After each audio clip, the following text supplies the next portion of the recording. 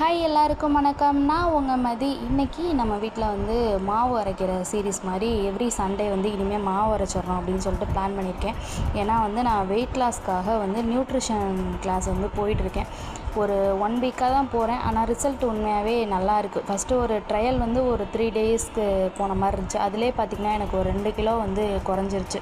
So நம்ம வெயிட்டை வந்து குறைச்சோம் அப்படின்னா எனக்கு இந்த இடுப்பு வலி, கால் வலி அதெல்லாம் கொஞ்சம் வந்து வராது அப்படின்ற ஒரு இது. ஏன்னா நம்மளோட வெயிட்டு வந்து காலில் தான் அப்படியே வந்து இறங்கும். ஸோ நம்ம வந்து இந்த வெயிட்டை வந்து குறைப்போம். ஸோ கொஞ்சம் நம்ம ஹெல்த்தியாக இருப்போம். நம்ம ஹெல்த்தியாக இருந்தால் தான் நம்ம குழந்தைங்கள பார்த்துக்க முடியும் அப்படின்றனால இந்த நியூட்ரிஷன் கிளாஸில் வந்து ஜாயின் பண்ணியிருக்கேன். இது வெயிட் லாஸ்க்கு மட்டும் இல்லை, நிறைய டயபெட்டிஸ் என்ன ஹெல்த் ப்ராப்ளம்ஸ் வந்து இருந்தாலும் அதை வந்து இங்கே சரி பண்ணுற மாதிரி நியூட்ரிஷன் கிளாஸ் தான் வந்து போயிட்டுருக்கு. ஸோ எனக்கு வந்து வெயிட் லாஸ்க்கு வந்து ஒர்க் அவுட் ஆச்சு அப்படின்னா நான் கண்டிப்பாக உங்ககிட்ட சொல்கிறேன். நீங்களும் வந்து ட்ரை பண்ணி பாருங்கள். உண்மையாக நம்ம நல்லா இருந்தால் நம்மளை சுற்றி இருக்கவங்களும் நம்மளோட குழந்தைங்களுமே நல்லா இருப்பாங்க.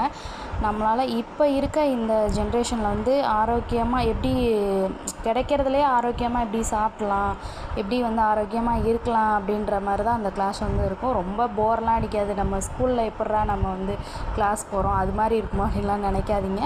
ஸோ எனக்கு ஒர்க் அவுட் ஆனோன்னே, வெயிட் லாஸ் ஆனோன்னா கண்டிப்பாக வந்து பிஃபோர் ஆஃப்டர் பிக்சர் வந்து கண்டிப்பாக நான் ஆட் பண்ணுவேன். உங்களுக்கு ஓகே இன்ட்ரெஸ்டட் அப்படின்னா கண்டிப்பாக நீங்களும் அந்த நியூட்ரிஷன் கிளாஸில் வந்து ஜாயின் பண்ணலாம். இன்றைக்கி வந்து சிக்கன் பிரியாணி தான் வந்து செஞ்சுருந்தேன். ஏன்னா எப்போ வந்து சிக்கன் எடுத்தாலும் 65 அப்படி இல்லாட்டி கிரேவி அந்த மாதிரி தான் செய்வோம். ஸோ இன்றைக்கி பாப்பா சொன்னால் பிரியாணி வந்து செஞ்சு கொடுத்துருங்கம்மா அப்படின்னு சொன்னால். ஸோ குழந்தைங்களுக்கு என்ன கேட்குறாங்களோ அவங்களுக்கு பிடிச்ச மாதிரி செஞ்சு கொடுத்துட்டோம் அப்படின்னா நம்ம கம்பல் பண்ணி அவங்க சாப்பிட வைக்க வேண்டியதே இல்லை, அவங்களாவே சாப்பிட்ருவாங்க. ஸோ அவங்களுக்கு பிடிச்ச மாதிரியே செஞ்சு கொடுத்து 2 பேரும் வந்து சூப்பராக வந்து சாப்பிட்டுட்டாங்க. இன்றைக்கான ஸ்டோரி என்ன அப்படின்னா, எல்லோரையும் புரிந்து கொள்ள முயன்று நம்மை புரிந்து கொள்ள மறந்து விடுகிறோம். ஸோ அப்படியே பிள்ளைங்களை வந்து சாப்பிட வச்சுட்டு மாவும் வந்து கரைச்சி வச்சிடலாம் அப்படின்னு சொல்லிட்டு கரைச்சி வச்சுருவேன்.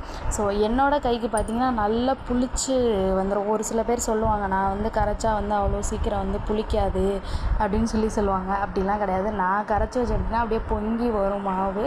ஸோ அப்படியே கரைச்சி வச்சுட்டு அப்படியே கிச்சனில் லைட்டையுமே ஆஃப் பண்ணிவிட்டு அப்படியே பூட்டிட்டு வந்துட்டேன். கிச்சன் வந்து வெளியில் அவுட் சைடில் இருக்குது. ஸோ சைடில் நாங்கள் வந்து பெட்ரூமுக்கு சைடில் வந்து கட்டியிருக்கோம் அப்படின்றனால நான் எப்போவுமே கிச்சனை வந்து பூட்டிட்டு வந்துடுவேன். ஸோ என்னோடய வீடியோ உங்களுக்கு பிடிச்சிருந்துச்சி அப்படின்னா லைக் அண்ட் சப்ஸ்கிரைப் பண்ணிவிடுங்க. இனிமேல் இந்த வாரத்தில் சரி லாங் வீடியோவும் வந்து போஸ்ட் பண்ணலான் இருக்கேன். ஸோ நாளைக்கு ஒரு வீடியோவில் பார்க்கலாம். பாய்.